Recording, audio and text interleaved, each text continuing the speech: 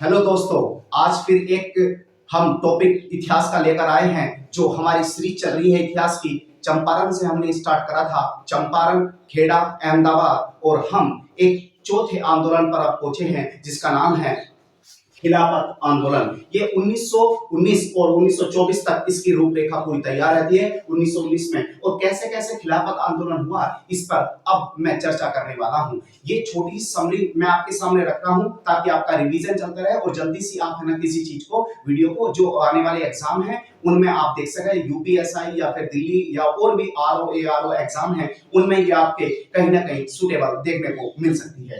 ठीक है, खिलाफत मूवमेंट आखिर क्यों हुआ है? खिलाफत मूवमेंट, ये आखिर खिलाफत होता क्या है, यानी कि खिलाफत शब्द की जो उत्पत्ति है, खिलाफत शब्द की जो उत्पत्ति है ओरिजिन, वो किससे हुई है? खलीफा से हुई है। और खलीफा को क्या कहा? खलीफा का अर्थ क्या होता है? अरबी भाषा में, ध्यान रखना, अरबी भाषा में उसको क्या कहा जाता है? प्रतिनिधि। यानी कि क्या कहा जाता है? अरबी भाषा में उसको क्या कहा जाता है? प्रतिनिधि। ठीक है, इतना ये जो खिलाफत का शाब्दिक अर्थ है, यानी कि क्या है? खलीफा। खलीफा का क्या अर्थ होता है? प्रतिनिधि या उत्तराधिकारी। ठीक है, ये लड़ाई है एक तरह की और ये चल रही है, और इसमें यानी कि कैसे कहे, तुर्की के लिए होता है, यानी कि तुर्की खलीफा के लिए पूरा का पूरा आंदोलन है। और आगे बढ़ते हैं, फर्स्ट वर्ल्ड वॉर चल रहा है, प्रथम विश्व युद्ध की पृष्ठभूमि में प्रारंभ। ये जो हुआ है प्रथम विश्व युद्ध, यानी जो प्रथम विश्व युद्ध चल रहा था, प्रथम विश्व युद्ध की जो प्रथम फर्स्ट वर्ल्ड वॉर था, उसकी पृष्ठभूमि में प्रारंभ होने वाला क्या था? आंदोलन था। इसी समय पर एक चीज हम देखते हैं, जो तुर्की है, ये जो आंदोलन है वो किस चीज के लिए है? यानी कि तुर्की के सुल्तान, यानी कि जो तुर्की का सुल्तान था वो समस्त मुस्लिमों का क्या था? खलीफा। यानी कि जो तुर्की का एक सुल्तान था, सुल्तान को क्या बोला जाता है? समस्त मुस्लिमों का क्या था वो? यानी कि खलीफा। यानी कि उसको क्या कहा जाता था? खलीफा। खलीफा, ठीक है ना, इसके लिए लड़ाई थी। ठीक है, खलीफा यानी कि तुर्की के लिए। और ये फर्स्ट वर्ल्ड वॉर की बात, और ये चाह रहे हैं, यानी कि वर्ल्ड वॉर में थोड़ा सा इनको डर लगने लगा था, किनको? तुर्की को। इसके बाद आते हैं, यानी कि फर्स्ट वर्ल्ड वॉर में तुर्की ब्रिटेन के विरुद्ध लड़ रहा था। ध्यान से सुनना, तुर्की जो था वो फर्स्ट वर्ल्ड वॉर जब चल रहा था, प्रथम विश्व युद्ध जब चल रहा था, तो उसमें जो तुर्की था वो किसके विरुद्ध लड़ रहा था? ब्रिटेन के विरुद्ध लड़ रहा था। और यानी कि किसके सपोर्ट में है? जर्मनी के साथ खड़ा था। और इसके बाद क्या होता है, जब ये वर्ल्ड वॉर चल रहा था, तो इनको, तुर्की के लोगों को ये हुआ कि यदि वर्ल्ड वॉर खत्म हो गया तो ये तुर्की को खंडित कर देंगे, खत्म कर देंगे। और ऐसा ही इस डर की वजह से ये, यानी कि इसमें इसके विरुद्ध होते हैं, किसके? ब्रिटिशर्स के। इसके बाद इसमें एक बढ़ दिया है, देखो, इसी की भावना, यानी कि जब वर्ल्ड वॉर समाप्त होता है, फर्स्ट वर्ल्ड वॉर जब समाप्त होता है, तो उसके बदले की नीति, यानी कि ब्रिटेन जो था, बदले की नीति अपनाएगा। उन्हें ये डर था कि वो भारतीय मुसलमानों के प्रति क्या है? बदले की नीति को अपनाएगा, और बदले की नीति को अपनाएगा तो क्या कर सकता है? तुर्की को खंडित कर सकता है। क्या कर देगा? तुर्की को खंडित कर देगा। तुर्की का जो खलीफा है, जो सुल्तान है, यानी कि उसको हटा देगा, सब चीजें कर सकता है। तो ऐसा ही यानी कि तुर्की के रिलेटेड था। लेकिन इसी बीच में एक सेव्रेव की संधि होती है, ट्रीटी ऑफ सेर्वेस की संधि 1920 में। और 1920 में जब ट्रीटी ऑफ संधि होती है, ये यानी कि एक रूपरेखा तैयार हो रही है, और उसमें ये निश्चित हो जाता है कि उसमें, इस ट्रीटी में वो कहता है कि तुर्की को यानी कि खंडित कर रहे हैं, यानी कि उसको बिल्कुल, यानी कि उसके जो सुल्तान का पद है, यानी कि उसको हटा दिया जाएगा। तो उसी की चीज को देखते हुए आगे जो इसकी खिलाफत आंदोलन था, इसकी जो स्थापना करी है, वो किन्होंने करी है? यानी कि मोहम्मद अली, और दूसरा नाम है शौकत अली। कौन सा? मोहम्मद अली और शौकत अली, ये दोनों भाई हैं। नाम याद रखने हैं, मोहम्मद अली और शौकत अली, ये दो भाई हैं। इन्होंने यानी कि इसकी स्थापना करी है। इसके बाद आगे बढ़ते हैं स्टोरी। यहाँ पर इस समय पर जो कांग्रेस के अंदर जो नेता देखने को मिल रहे हैं, वो हैं, यानी कि कौन? यानी कि तिलक, और सबसे ज्यादा समझदार, और इनके बीच में जो जूनियर व्यक्ति देखने को मिलते हैं, तो वो हैं यानी कि गांधी जी। और गांधी जी यानी कि आप मान सकते हो, यानी कि सबसे बड़े कौन है? तिलक। और तिलक के बाद, क्योंकि सीनियर हैं, उम्र में भी ज्यादा हैं, तो यहाँ पर ये कांग्रेस को भी इसमें लेकर आते हैं। तो आगे बढ़ते हैं, इसी में एक चीज मैं आगे लेके चलता हूँ, दिल्ली खिलाफत सम्मेलन। ध्यान रखना, शॉर्ट में लिख रखा मैंने, इसके बाद नेक्स्ट पॉइंट, दिल्ली खिलाफत सम्मेलन नवंबर 1919 में होता है।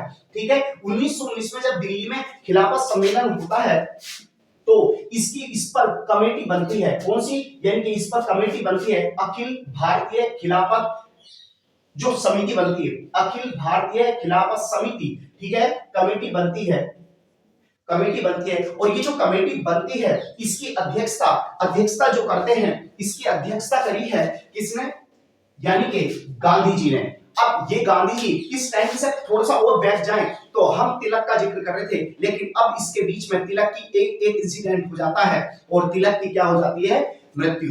अब सारी बागडोर किसके हाथों में आ जाती है? गांधी जी के हाथों में। अब गांधी जी ही यानी कि गांधी जी आगे इस कहानी को बढ़ाएंगे, आगे इसको लेकर चलेंगे। इसके बाद जब ये समिति बनी भारतीय खिलाफत कमेटी और उसकी अध्यक्षता गांधी जी, और गांधी जी कहते हैं तुर्की का, यानी कि यदि वो कहते हैं यदि आपने तुर्की का हल नहीं निकाला, किनसे? ब्रिटिशर्स, यानी यदि आपने तुर्की का हल नहीं निकाला तो क्या? बहिष्कार की, यानी कि हम असहयोग करेंगे और बहिष्कार की नीति यानी कि अपनाएंगे। ठीक है ना? अपनाएंगे, ठीक है ना? अपनाएंगे। यानी कि गांधी जी कह रहे हैं, ध्यान से सुनना, गांधी जी कह रहे हैं, क्या कह रहे हैं? यदि आपने तुर्की की समस्या का हल नहीं निकाला, यदि तुर्की की समस्या का हल नहीं निकला तो हम क्या करेंगे? बहिष्कार करेंगे, असहयोग करेंगे तो ये आंदोलन यानी कि आगे बढ़ेगा। आगे क्या होता है? इसी बीच में एक व्यक्ति और इनके साथ में जुड़ते हैं और उनका नाम है बेबी, यानी कि हसरत मोहानी। हसरत मोहानी नाम याद रखना इंपॉर्टेंट है। हसरत मोहानी जो हसरत मोहानी है, हसरत मोहानी भी क्या करते हैं? ब्रिटिश वस्तुओं का क्या करते हैं? बहिष्कार करते हैं और बहिष्कार करने के लिए आग्रह करते हैं। यानी कि हसरत मोहानी ब्रिटिश वस्तुओं का क्या करते हैं? बहिष्कार करने के लिए आग्रह करते हैं। इस आंदोलन में आगे आते हैं। जब ये सारी घटनाएं चल रही थी तो अब देखिएगा सारी घटनाएं सब खिलाफत आंदोलन के प्रति हो रहा था, और खिलाफत आंदोलन जो चल रहा था वो किसके लिए था? तुर्की के सुल्तान के लिए, तुर्की के पद के लिए। लेकिन उसी बीच में घटना क्या घट जाती है? 1920 में तुर्की के अंदर 1922 में जो जनता, जो सारी पब्लिक, जो लोग, सब लोग किसके लिए लड़ रहे थे? तुर्की के लिए। और तुर्की की जनता ने अब क्या करा? देखिएगा, असफलता के कई सारे कारण हैं इसके। इसी बीच में 1922 में क्या है? तुर्की की जो जनता थी, जो पब्लिक थी, उसी ने क्या करा? सुल्तान को बर्खास्त कर दिया। यानी कि यहाँ पर तो लोग सब लड़ रहे हैं, लेकिन वहां की जनता ने तुर्की के लिए लड़ रहे हैं, यहाँ के लोग सब लोग। लेकिन 1922 में तुर्की की जनता ने क्या करा? वहां के सुल्तान को क्या कर दिया है? बर्खास्त कर दिया। और जैसे ही बर्खास्त करा, यानी कि ये चीजें उल्टी हो गई। और इसके बाद जो सत्ता संभालने की बात आती है, जो सत्ता अब संभालता है कौन? यानी कि मुस्तफा कमाल पाशा। नाम याद रखना ये व्यक्ति, यानी कि मुस्तफा कमाल पाशा, यानी कि अतातुर्क। ठीक है ना? यानी कि मुस्तफा कमाल पाशा अब क्या करते हैं? यानी कि सत्ता को संभालते हैं और संविधान में क्या करते हैं? बदलाव करते हैं। कहां के संविधान में? तुर्की के संविधान में ये क्या करते हैं? बदलाव करते हैं। तुर्की के संविधान में ये बदलाव करते हैं और कहते हैं, यानी कि धर्मनिरपेक्ष राज्य घोषित कर देते हैं। तुर्की को क्या कर देते हैं? धर्मनिरपेक्ष राज्य। कौन? मुस्तफा कमाल पाशा। और ये धर्म यानी कि एक संविधान में चेंज करते हैं, बदलाव करते हैं और धर्मनिरपेक्ष राज्य घोषित कर देते हैं। किसको? तुर्की को। ठीक है? इसके बाद अब तुम देखिएगा, जिस उद्देश्य के लिए सारा खिलाफत मूवमेंट चल रहा था, अब क्या करें? जब वो व्यक्ति ही नहीं रहा, यानी कि जब व्यक्ति उससे हट चुके हैं, तुर्की के लोग ही यानी कि उनके सपोर्ट में नहीं है, तो अब क्या होगा? अलग हो। तो मूलतः जो उद्देश्य था उसका, यानी कि जो मूल उद्देश्य था तुर्की के लिए लोग लड़ रहे थे, मूल उद्देश्य क्या अब क्या हो जाता है? समाप्त हो जाता है। मूल उद्देश्य समाप्त हो जाता है और जो खिलाफत आंदोलन चल रहा था वो किसकी ओर अग्रसर हो जाता है? यानी कि असहयोग में विलय हो जाता है। ठीक है? ये आपकी एक छोटी समरी थी। मैंने आपके खिलाफत अब किसमें, यानी कि किसकी ओर अग्रसर हो जाता है? असहयोग के लिए। ये कहानी पूरी चलेगी, कैसे कैसे पीछे जुड़ते। इसमें ट्रीटी ऑफ सेवर्स की संधि आ जाती है कभी कभी, 1920 में हुई है, इसलिए तुर्की को, यानी कि तुर्की के लिए हुई थी और ब्रिटिशर्स के लोगों ने कहा था कि हम अब तुर्की को समाप्त कर देंगे, खंडित कर देंगे। ठीक है? और इसके बाद ये सारा का सारा, इसमें दो नाम स्थापना, मोहम्मद अली और शौकत अली, ये दोनों क्या हैं? भाई हैं। ठीक है? और ये कमेटी थी, गांधी जी इसके वो थे, और इसके बाद बहिष्कार की नीति। यानी कि इसके बाद खिलाफत जो शब्द है वो किससे उत्पत्ति कहां से है? खलीफा। और खलीफा को अरबी भाषा में क्या कहा जाता है? एक तरह से प्रतिनिधि या उत्तराधिकारी।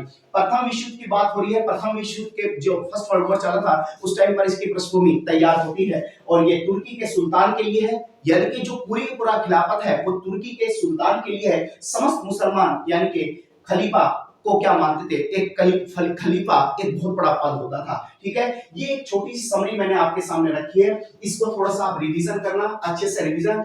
हसरत मोहानी याद रखना। दूसरा 1922 में अब तुर्की की जनता ने क्या कर दिया? बर्खास्त कर दिया। और मुस्तफा कमाल पाशा, यहाँ पर गांधी जी अब आगे की ओर बढ़ते जा रहे हैं। अब यहाँ पर इस आंदोलन में, खिलाफत आंदोलन में एक चीज और देखने को मिली है, जो हिंदू मुस्लिम एकता की वो भी देखने को मिली है और राष्ट्र को आगे की ओर अग्रसर करते हुए यहाँ पर कई सारे पॉजिटिव भी देखने को मिलेंगे। और अब जो यह आंदोलन वो किसमें, यानी कि असहयोग की ओर अग्रसर हो गया है। ठीक है, इसमें विलय हो गया है। और बस ये छोटी समरी मैंने आपके सामने रखी है। देखते रहें, रिवीजन करते रहें और मेहनत करते रहें और खासकर अपना ख्याल रखें। जय हिंद, जय भारत।